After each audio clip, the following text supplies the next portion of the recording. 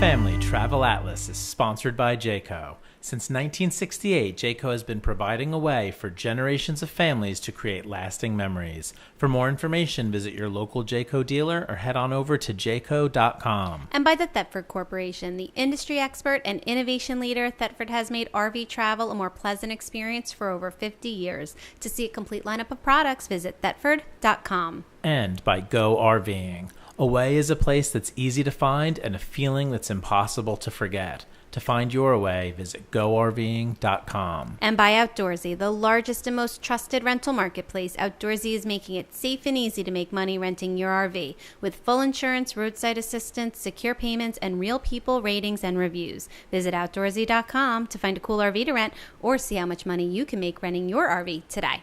And by AccuVitech. Dedicated to providing your family with safe drinking water, AccuVitech makes UV LED water purification systems for your RV and for your home. Visit AccuVitech.com to find a water purification system that meets your needs.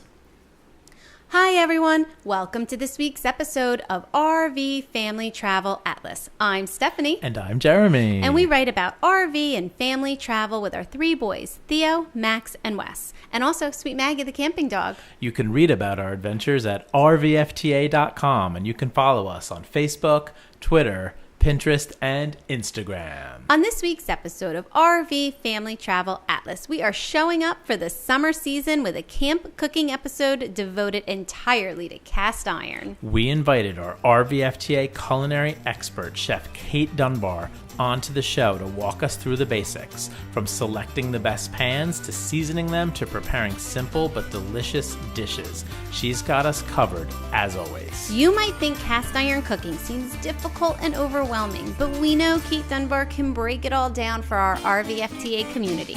You are listening to episode number 190, Cast Iron Cooking with Kate Dunbar.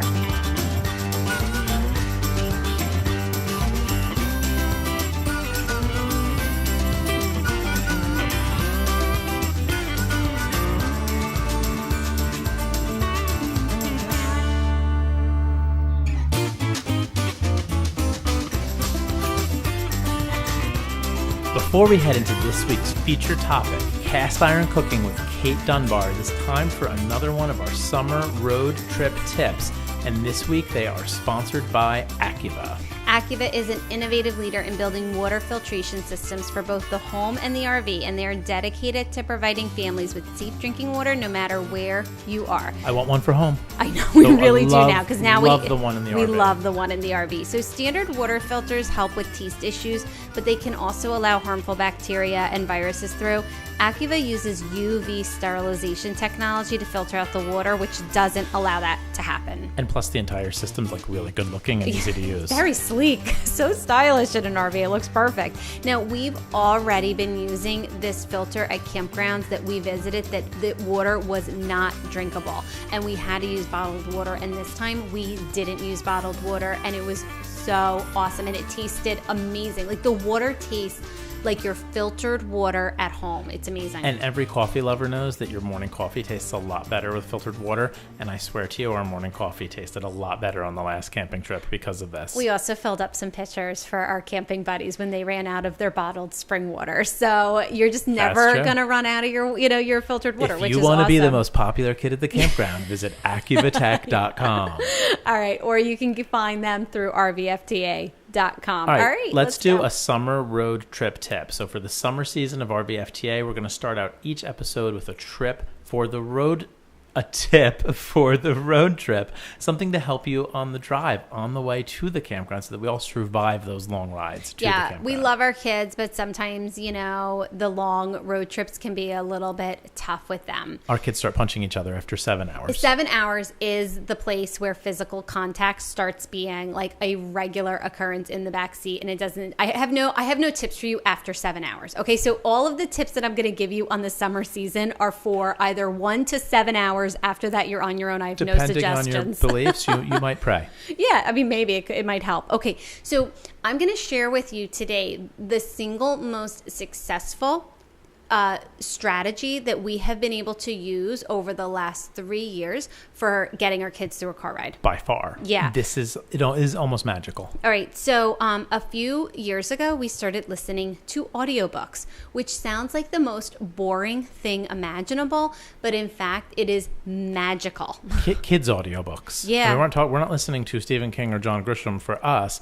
We're listening to How I Survived. Yeah. The Eruption of Mount St. Helens Yeah, for the boys. So the way that we started to do this was I used the Overdrive app, which connects with my library. Now, many of your libraries, there are thousands of libraries in the country that use the Overdrive app. If you download the Overdrive app, you can then hook it up using your library card. You put in your library, you put in your library number, and if your library participates, it puts their entire digital library, both reading books and audiobooks, at your disposal. So finding something that our boys loved was not difficult at all. We had a wide variety of options. Yeah, so and that was what made this possible, because audiobooks are actually really expensive. I've bought a few in the $30, iTunes store, $40 and that's not an affordable way for us to get through a road trip. It's twice the price of a book. This way, it's much cheaper. Now, I actually want to tell you, if you don't have the Overdrive app right now, the Overdrive app has now produced a new app called Libby. And I have recently downloaded it. So if you have Overdrive, Overdrive still works. But it's called the Libby app by Overdrive or something. Is it easier? Is it more intuitive? Yeah, I think it's supposed to be a more intuitive, useful, easier to navigate. I used it for the last couple times that we listened, and it was fine. The Overdrive app maybe was a little clunky, so this is probably their newest rendition. It literally has the same functionality as the other one. And how do you get started with this? Okay, so just go and you download, like I said, the app. You sign in using your library information, and then you're going to have access. You're going to borrow. Some things might be on hold. I highly recommend doing this before you leave on a trip, because it's better to have the Wi-Fi to download the book to either your Kindle app if it's a reading book, or whatever audio you might use to play it. So just download it ahead of time. It's easier than downloading it in the car when your signal might not be great. And we've settled into a lot of great books, and we like to find like a series for the boys, because then it can keep them wrapped in like the whole trip and the ride home and the next trip. So we've done Magic Treehouse, we've done Junie B. Jones, we've done Weird School. The boys would probably like us to clarify that was when they were in like kindergarten and first grade. They're too cool. They're older. They might be like, why did you say we listened to Junie B. Jones? The I Survived series is very educational and sort of a page turner for an audiobook, and that's the one I actually also like listening to when I'm driving. Yeah, if your kids are in second, third, or fourth grade, the I Survived series are perfect for that. Other ones that are good for that age group are the A to Z mysteries, like I said, the Weird School. And we're going to try Chronicles of Narnia this summer. This summer, Chronicles of Narnia is going to go We've read them, of course, as kids. What the boys have been listening to lately that they're obsessed with are the Genius Files. And one of the Genius Files is, I think they're by Dan Gutman. One of the Genius Files is 7 hours long. Like, these are long books. And it takes place, it's a family traveling in an RV. Yeah, which we didn't know when we started listening to it. I just played it, and it's these twins, actually, that are traveling in an RV, and it's really goofy, but the boys love it, and they are silent through the entire thing. Peep. They are spellbound. Sometimes I think they're not paying attention, and then I ask them a question about what's happening. They know everything that's happening. And they're annoyed that you're interrupting them. So anyway, this is such an affordable way to really engage the whole family. Try it out. I know so many people that have done this, and it's worked like a charm, just like it has. I can't explain it. Don't ask me why it sounds like it's something boring, and it's not. It's riveting, and it keeps them quiet. Like I said, it works like magic. Now, also, when it comes to cast iron cooking, Kate Dunbar knows how to work some magic. She works like magic. Kate Dunbar from katescuriouskitchen.com is going to come back. We're going to have 3 segments with her. She's going to break down how to buy cast iron, how to season it, how to clean it, how to cook with it, and some great recipes too. Of course. Stay tuned. Stay tuned.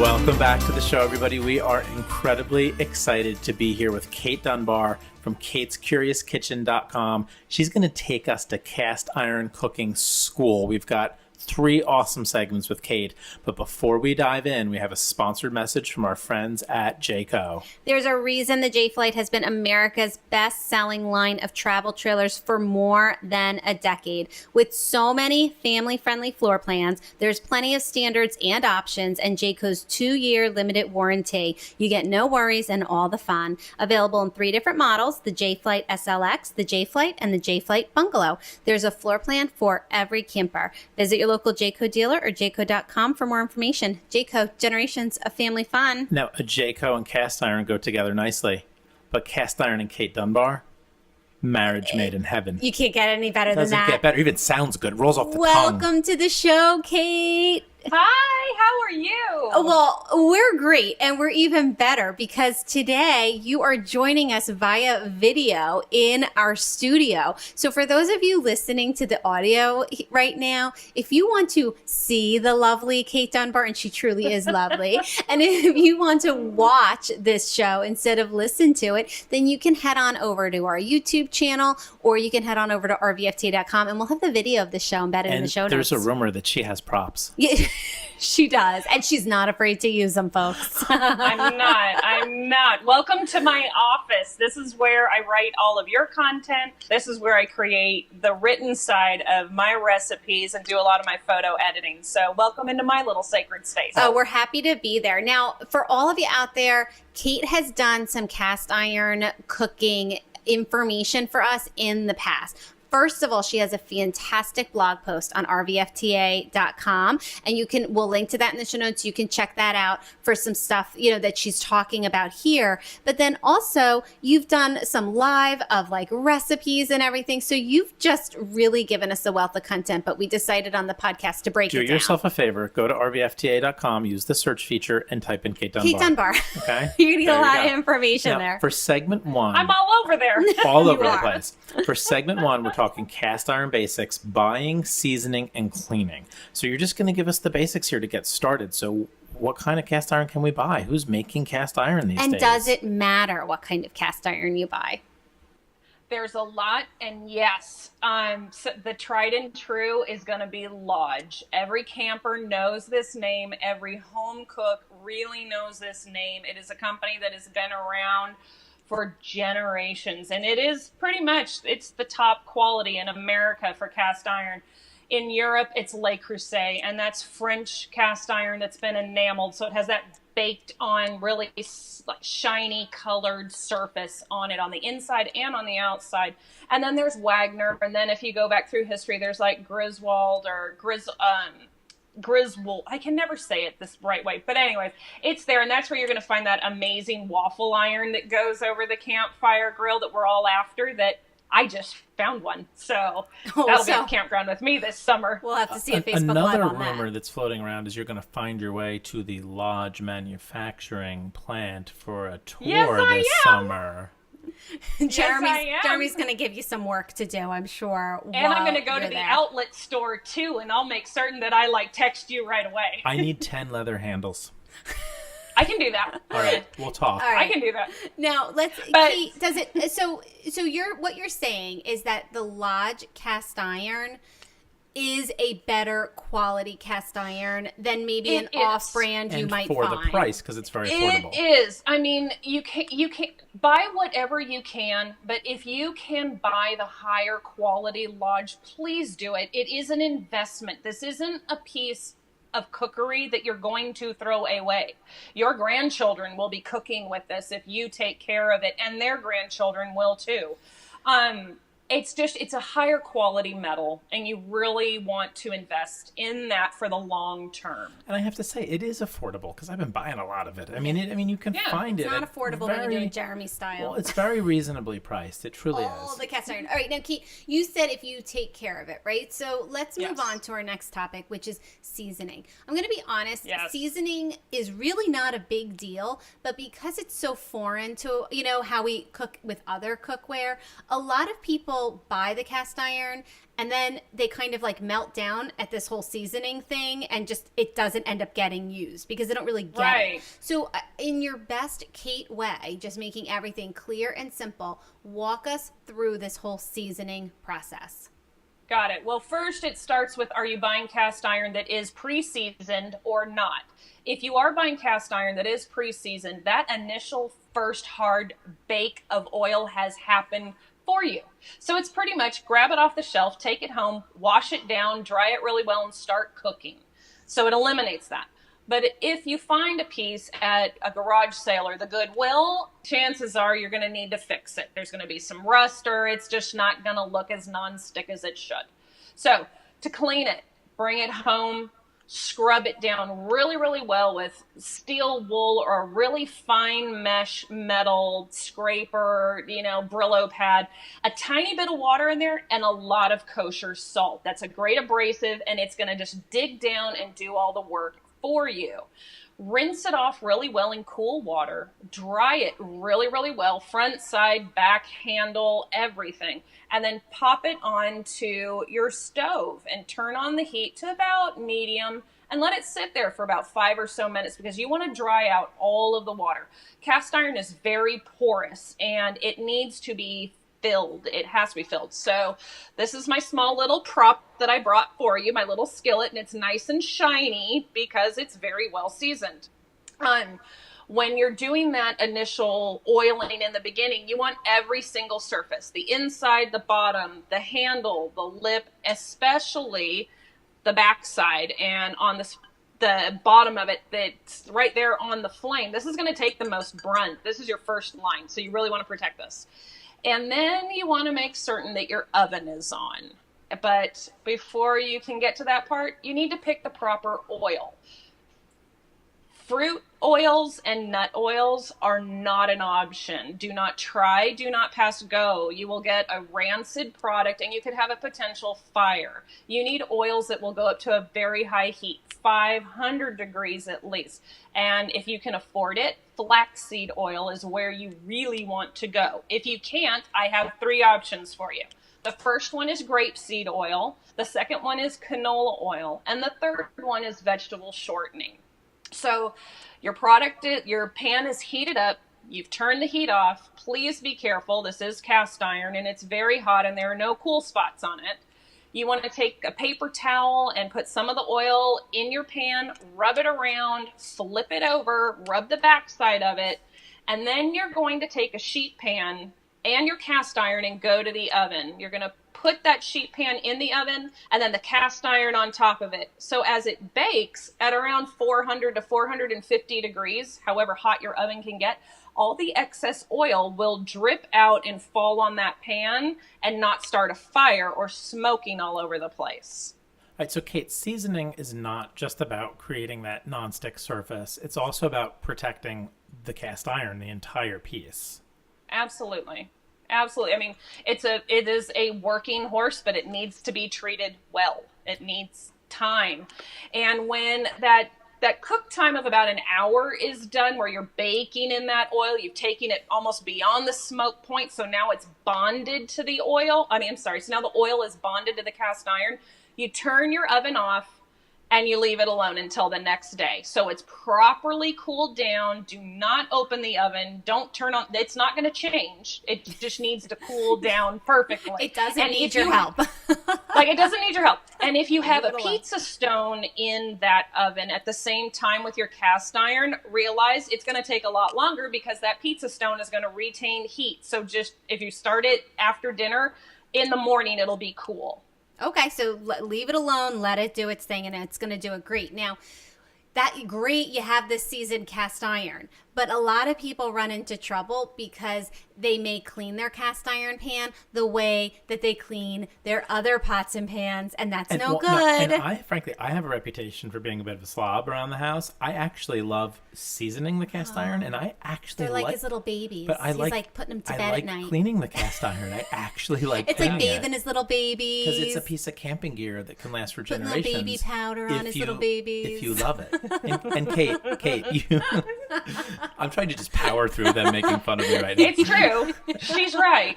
Kate, you also love your cast iron. I do. So how are we going to take care of them? Well, after you're done cooking your item in your cast iron and you've taken it out and it's resting, if you can think about it and if you have time, put some water in it then. It's okay to put water in the cast iron then because it's still really, really hot. And it's already going to start to bubble off all of the food bits and everything for you. So let it do some work for you. After dinner, come on back, dump out the water, pour in a bunch of kosher salt, and then just scrub it away with like a nylon scrubber or something. Don't use those harsh metal scrubbers on it. And you don't want to put a lot of elbow grease into it because the coating is soft right now because the pan is still warm and you could strip that away. So just kind of scour it around lightly, just pour it in there and then just, work your way around in circles and it'll come off. And if there's some really hard bits that won't come off, only use a wooden spoon or a wooden spatula because it won't scrape the cast iron. Metal will, and sometimes some nylon does too. So use wood. It's a lot better.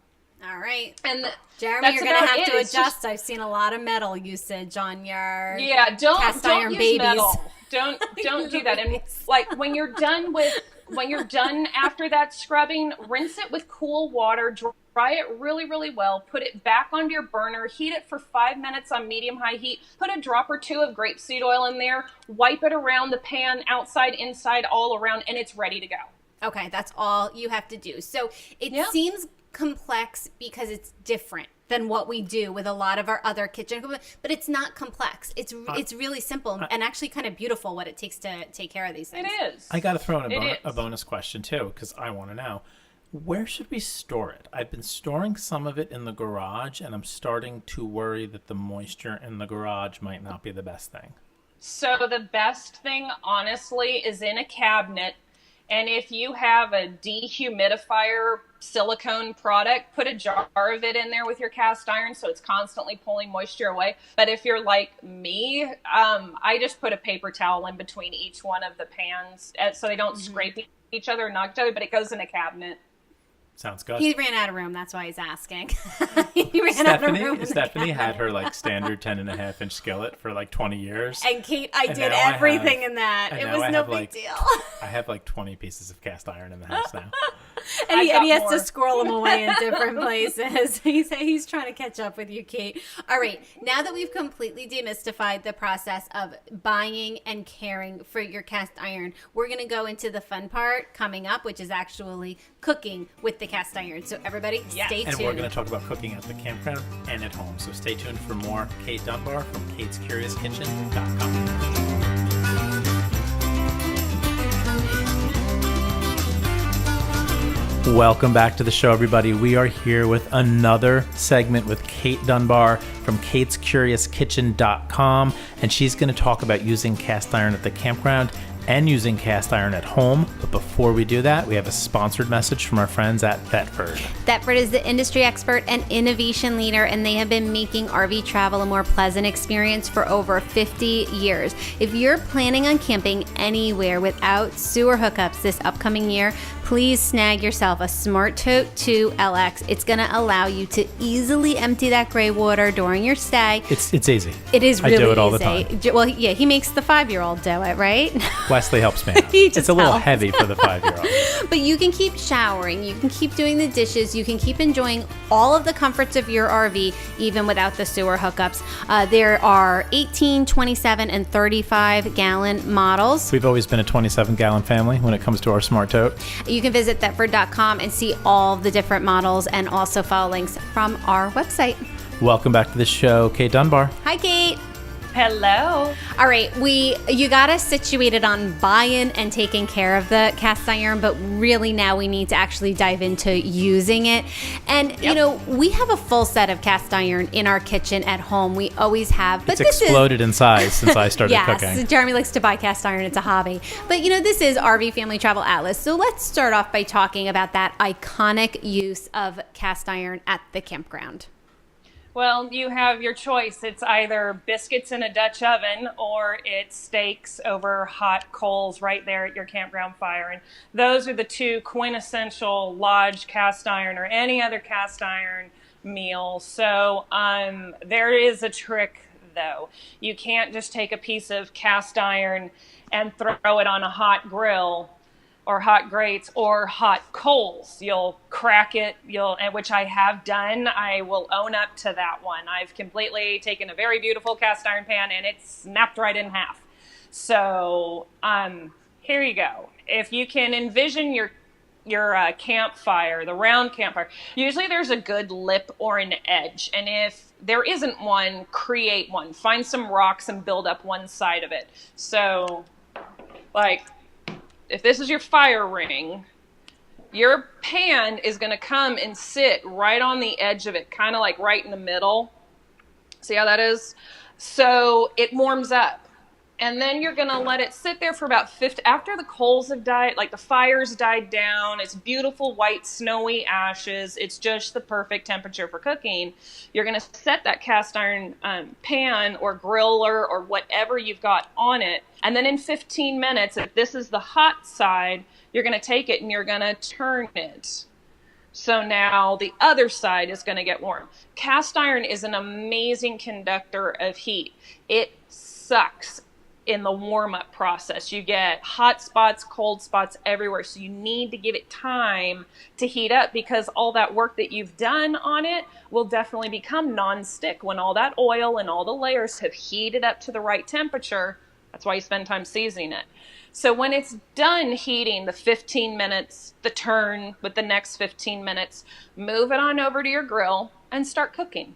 That's it. That's it. Okay, so the investment here is in actually heating up your cast iron and having the patience to do that over a fire before you start cooking. I think Kate just explained why sometimes I make pancakes and half of them are well done and half of them are totally undercooked. I never believed it. I really never believed it. But if you really want to understand cast iron cooking, put that kosher salt in the bottom of your pan. Stick it on your stovetop on medium at home and watch it for 30 minutes. You will see burn spots all over, and then you'll see beautiful tan in other places. That's what I'm talking about. You will get hot and cold spots, so preheat. Okay, so if you want to see the visual demonstration of Kate and a piece of duct tape representing, a roll of duct tape representing the campfire ring, head on over to rvfda.com if you're listening to the audio version of this and watch the video, and you will see Kate's little duct tape fire ring. I didn't have all the right props. I was like, what do I have that's a circle? I am such a sucker for props, and I'm just hoping that either on this episode or in the future you have more props for us. I'm trying. Now, Kate, back up to something you said at the very beginning that I don't want to gloss right over. You mentioned two different quintessential things to cook at the campground, being the biscuits and the steak. Can you say to people, if they were to bring sort of two pieces of cast iron with them in their RV, what you would recommend those pieces be? Absolutely. The 9-inch skillet or 12-inch skillet. If you have a family over 4, you're going to want the 12 just because it will hold 4 steaks beautifully in there. And if you can, one of their flat griddles, like the fajita one, or if you can find them, the old flat round ones, you can toast bread. You can make pancakes. You can do bacon. You can bake bread on them. And I think it's fantastic if you have those. If you were going to expand it, I would say that a Dutch oven. And those 3 pieces, that's it. What size Dutch oven do you think? You're a family, you travel with a family of 4 or 5. I do. How big do you think is good to make your biscuits? I at least hit the 9-quart. I do have the larger 12, and that one's really amazing. It cooks a lot of food, but it takes a lot of time. Okay. Look at your time situation. If you want a fast meal, go with the skillet. If you want a long process, you're sitting at your campground enjoying the day, go with Dutch oven and show off. You know what? And that's really just to those listeners thinking, how do I fit that in? That's just a matter of the season of your life that you're in, right? Like when we had super little kids, we didn't do cooking over the campfire, and that's okay because it took too long. You'd have little ones running around. We're getting to that point where we could. But now that the kids are older, it is easier to do those longer campfire cooking things. So if you don't feel like this works right now, it's okay. Have patience. The kids will grow up, and you can do things again. And Stephanie, the boys, I have to give them some credit. They love cooking with you. Yeah, they love making dinner. It's true. Our kids love it. It's like the whole find the wood, stack the wood, start the fire. They all know when it's like, hey, Mom, it's almost time to cook. Mm-hmm. So it's like start pulling stuff out of the cooler, out of the fridge, start the food prep going, and then I can pretty much give them a direction as long as they've got their their oven mitts on. I can let them do it, and I'm totally fine. But I would definitely say number one thing, they have leather sheaths that go over these. If you're outside and you're camping, you want those. You don't want the silicone one because flames will hit it and you could have an issue. So get the leather handle ones. And whenever I have something that is hot at the campground, if the handle is off, I always sprinkle like flour or salt over the handle, and the family knows, ooh, that's hot. So they're not going to touch it. Thankfully, we have both the leather and the silicone Oh, handles. do we? I was going to say, wow, honey, we only have the silicone. We better get They're some in leather. They're in my special secret camping box. But wouldn't you know it? Jeremy has bought it, and I haven't seen it because he knows I would have The leather ones are quite a bit more expensive than the See, the I told you, silicone Jeremy, ones. us and shopping, we're good together. We just need to send Dangerous. Stephanie and my husband away. We're good. He likes to admit these things when there's other people around, so my rage has to be drawn in and controlled. Safety in numbers. All right, we'll talk about those leather Did I make an handles. awesome breakfast scramble the other day, or did I not? And I won't be able to say to him, I can't believe you bought those leather handles, because he's going to say, well, Kate just told me that I have Right. to have them. So, all right, well, so he just won that argument. We already have the leather handles. All right, Kate, now, speaking of the silicone, I use the silicone at home to put over the handles and just keep them on there if they're sitting on the oven or anything. So I do let's too. transition to using the cast iron at home. You know, are there any differences, any different ways you need to prepare it before cooking in it? Well, obviously, you do need to still preheat it. So my trick always is you turn on you put your cast iron in a cold oven. Whether you're using the oven or not, you really should do this. Trust me. Put your oven on to 400 degrees with the pan in it when it's cold. And as it's heating up, you're doing your prep time. You're preparing your food, chopping everything, getting the table set, checking on homework. And then when that oven sounds that it's at temp, turn it off if you're not going to use it, and then pull your pan out and put it on the stove, medium-high heat. You never want to go high on cast iron, ever, ever, ever. You will burn everything, and you could possibly start a fire. So be really cautious on that temperature. And that's pretty much it. You want to preheat it in the oven and then get it on the stovetop and then start cooking. I think that's the major male cooking flaw, is putting everything on high heat. Because it's like, let me get this pancake You know done. what? I think, well, no, that's the flaw right there. It's the patience, right? You're trying to get it done. And it is so often with cooking about those little things that take time. So what you're talking about both at the campground and at home is it's being patient in the preheating process. Right? And then it's also being patient in the cooking process, because you never want to move around. Like when you put that piece of meat on it, like leave it alone. But, I mean, right, leave it alone. The most important thing you have to remember is that you're cooking with a piece of equipment that's 200 years old. It has not changed. It's actually older than that. But it hasn't changed. And it's gone from a wood fire inside of a house to now a propane, gas stove, electric stove, it's Things the that can heat up ability really to heat quickly. it has changed it, but the purpose of it is still constantly slow cooking, low to medium temperatures, rich flavor. That's what a cast iron pan is all about. You just blew my mind with that little history lesson. Yes. I mean, you're so right. Well, speaking of rich flavor, we do not want Kate on the podcast talking about cast iron cooking without getting some good flavorful recipe ideas. So we are going to come back in a minute, and Kate is going to walk us through another great cast iron recipe. Stay tuned.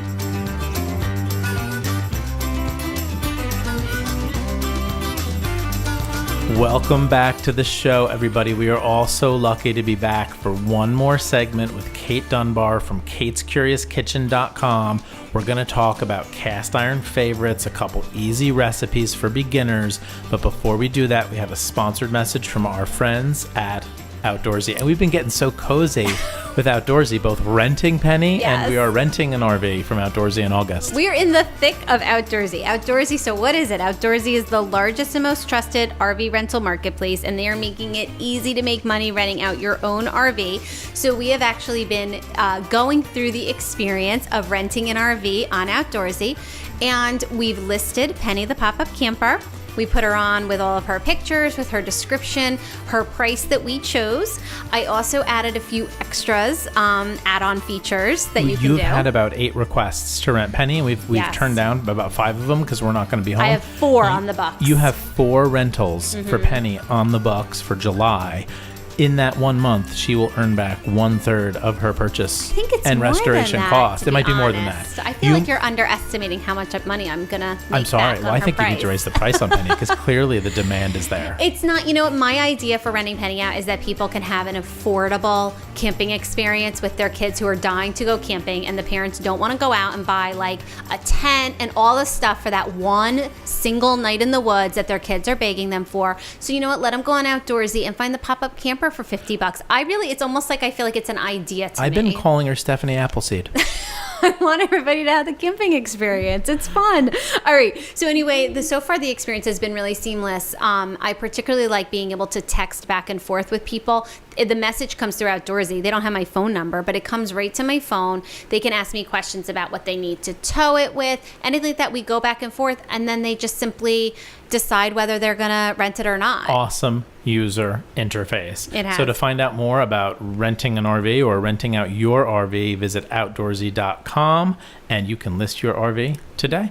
Why not? Welcome back to the show, Kate Dunbar. Hi, Kate. Hello. Thanks for sticking around for the fun part. Now, before Kate gives us a brand new recipe, she has done some cast iron content for us before. So, Stephanie, Yes. can you point everybody to that? Yeah, Kate actually did a live video for us in our Facebook group, in our private Facebook group, showing us all how to make one of the easiest cast iron recipes, which was a pork tenderloin. In RVFTA, the group on Facebook. Well, I also embedded that Facebook Live into her cast iron cooking post for us over at rvfta.com.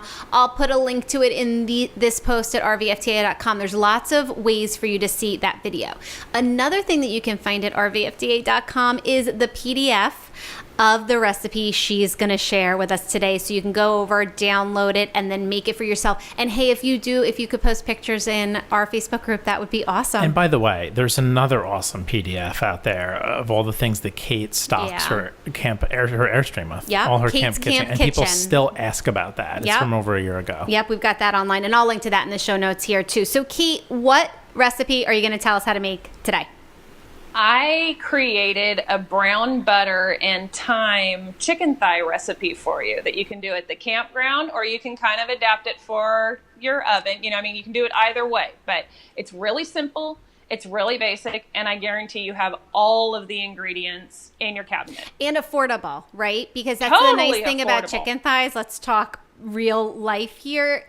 I have 3 Yeah. kids. Like, chicken thighs are an affordable way to feed my family. Yep, and one of the things I always do anytime you are cooking with cast iron, you want a rich, deep flavor. Always get the bone-in ones. Don't get the boneless, skinless. It's not going to taste great. You could have some issues with it sticking, but this recipe is mandatory. Needs to have the skin on and needs to have the bone in. So Okay, so we've got our chicken thighs. They're bone in. They're Yep. skin on. What are we going to do? Well, let's see. I'm going to read from the recipe here. You're printable. You're going to need a 9-inch skillet, cast iron skillet. If you have a 12-inch, that's great too. You're going to need a 1/4 cup of olive oil, and you're going to need some garlic powder, onion powder, or granulated garlic or granulated onion, whatever you have. Some fresh thyme, salt and pepper, and butter. That's it. Those ingredients it. are always I think in I can. my RV. I think I can. I think I can. Jeremy, you're going to make this recipe. You better later in post. I'm going to hold you to it. I love Mr. it. I'm cooking. I love it. It's so easy. So to break down the process of it, turn your oven on to 450 degrees. Put your cast iron pan in that oven when it's cold before you turn it on.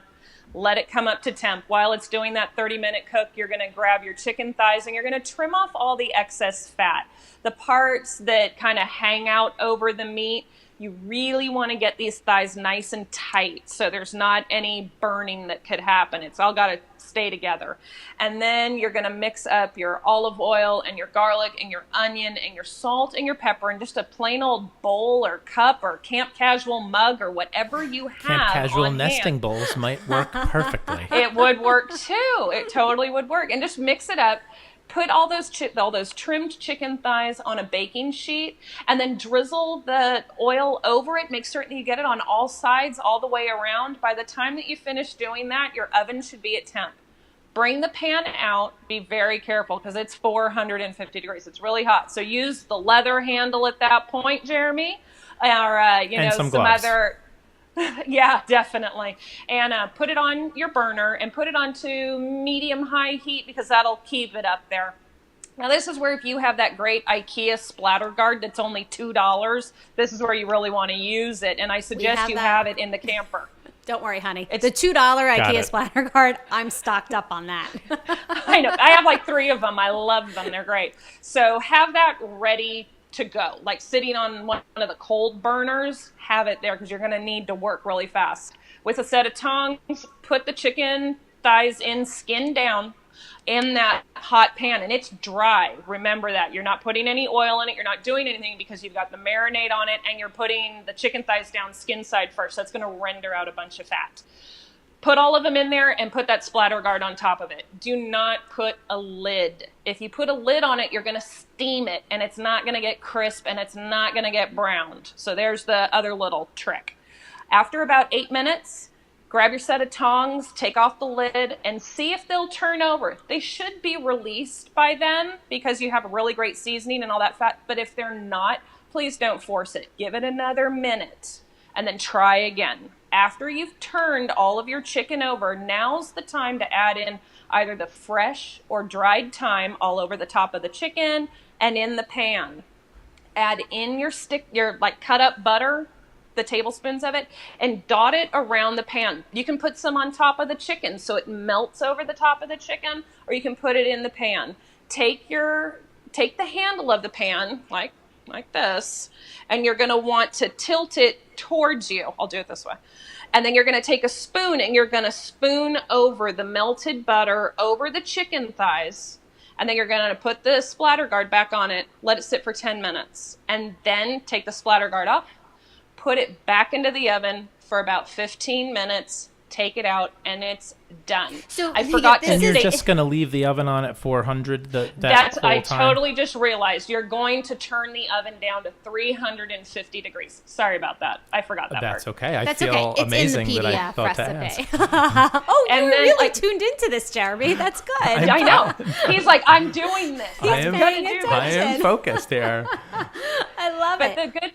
to know if your chicken is done, you always heat it up to 165 degrees. So if you have an instant read thermometer or a chef's thermometer, I highly suggest you put one in your camping pack because there's nothing worse than spending all that time on your fire and cooking only to have raw meat and you cannot eat it. So Jeremy, invest in those. And that is something that is hard for the learning cook, right? So Jeremy really went out on a limb and tried to make pork chops for the boys a few weeks ago, and it was the first time he had ever made pork chops, and they looked so beautiful on the outside, and he put it on a plate for them, and they cut into it. I'm telling you, Kate, they were bare, and I was like, get the pork chops. Stephanie was like, I was like, don't anyone eat the pork chops. So it is, right. But it's hard because that's why they I did like look. chopping up ground beef on the griddle. You know, you're like, it became 'Cause I could see all tacos really that. fast. It's okay. It looked pretty on the outside. So Kate, Right. I think But that I you didn't probably preheat. I mean, I didn't do the things she's saying to do. It's all technique, and Right. you're learning. So, Kate, I'm sure that you recommended one of those thermometers on your camp kitchen list. I think I did. If not, I'll make certain to get it to you right I'll away link because to I one. do. I have a specific one that I Okay. use, and I always used it in my cafe too. So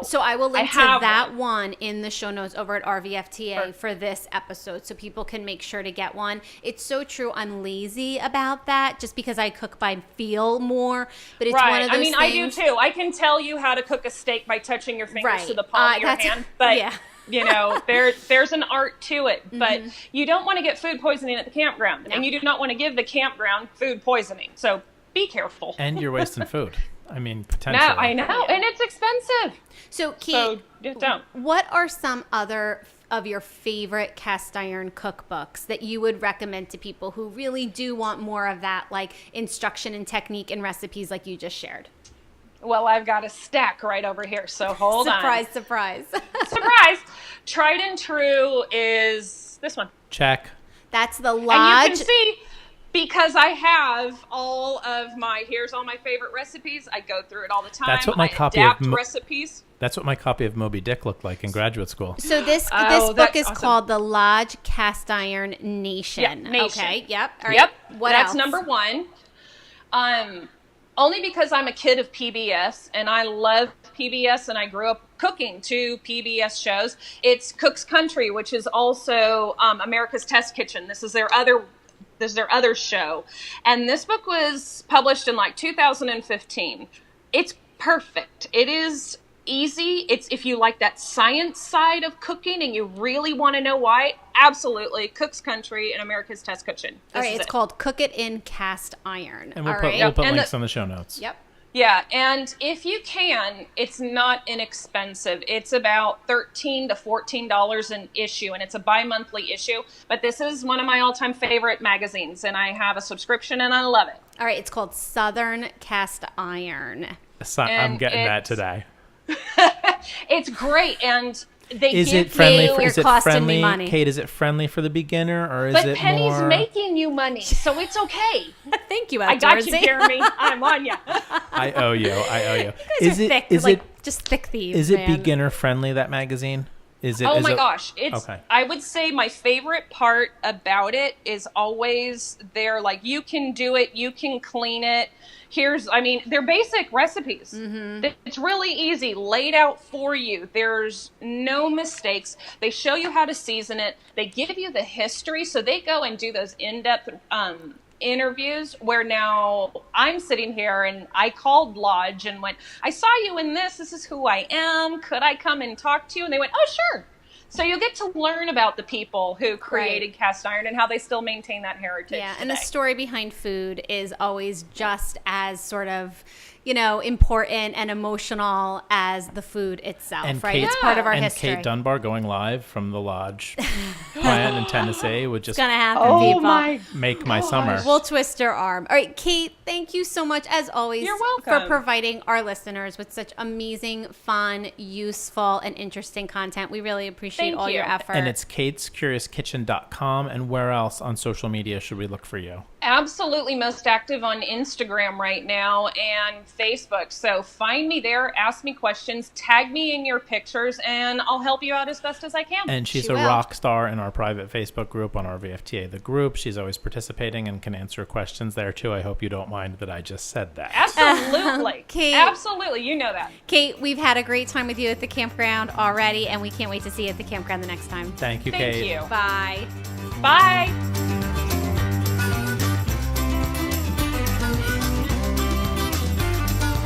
Welcome back to the show, everybody, and a huge thank you to Kate Dunbar from katescuriouskitchen.com. That was a whole cast iron education. Very user-friendly, very beginner-friendly, all wrapped into one podcast episode. So thankful for the content she brings to our network on a regular occasion. That's our overarching emotion every time we have Kate on for an episode. We just feel thankful. We're like, wow, how lucky are we that we just got all that information? I think we also get to feel like listeners of the podcast, too, who are learning along with an expert. Absolutely love So it. let's dive into our RVFTA news roundup. But first, we have a sponsored message from our friends at Go RVing. All right, you need to check out Go RVing's monthly newsletter, No Reservations. We're signed up via our email for this, newsletter. It has a real mix of RV information A lot of on recipes. it. Yes, Tailgating recipes, tips, travel tips. travel locations, how-to ideas. Sometimes it's us. There's also contests in the No Reservations newsletter. So they're going to keep you up to date also on different events and like where Go RVing might be appearing at festivals. And you know what they do everything like with that No Reservations title? They capitalize the R and the V. I know, it's very... in reservations. I know. Wow. It's very tricky, So the way you they look do at that. it and RV jumps out. RV jumps out at you to sign up for No Reservations. It's almost subliminal. Head over to GoRVing.com and scroll to the bottom of the page and click on newsletter. All right, let's do our RVFTA news roundup. So what's going on in the world of RVFTA in terms of Campground of the Week? Yeah, so this week on Campground of the Week, we've got our new season is kicked off, and we have a review of a campground in California by our friends at the Camping playlist. They knocked it out of the park. Love it. Their first time on the show. We were so thrilled to chat with them and hear a review from them all the way out in California. Old school professionals. They had done it a million times. Do you think they've podcasted before and didn't tell us? And they didn't tell us. It's a secret part of their past. And we've been, since Kate Dunbar, naughty girl, moved from California to Texas. We had to find been hitting on that California content. And California is our number one state for downloads and always has been our number one state for downloads. So we're thrilled to get some California camping content back on Campground of the Week. If you want to leave a campground review of your own, head over to rvfta.com and you can click on the campground reviews tab and you can actually register and you can leave campground reviews. I think we have over like 70 or 75. It's a new feature on our brand new website and people have been leaving our campground reviews. And it's a map and there's pins for all the campground reviews that our users leave, so you can just zone in on the state you want to look at or even the region you want to look at within the state. Now, you also want to join RVFGA, the group on Facebook, because it is the friendliest RV Facebook group. I think it's the only friendly RV I'm in a lot of Facebook group. groups. This is the friendliest that I've ever found. We just zap people if they get cranky. We say no cranks allowed, and it really is just a lot of helpful information, a lot of really kind, nice people there that are willing to help you if you're an RV newbie or a seasoned expert. And if you have been listening to our podcast for a while now and you enjoy it and appreciate the content we bring to you every week, we really would appreciate an iTunes review. We've got a 5-star one from Morgs2K8, and they titled it Best Show for RV Travels. And they said, I can't wait every week till the next episode arrives. They have the best podcast on RV travel gear and just about anything else you could think of. Thank you so much. We want to say thank you on the show since we can't reply and say thank you on iTunes. And everybody, we will see you at the campground. We'll see you at the campground.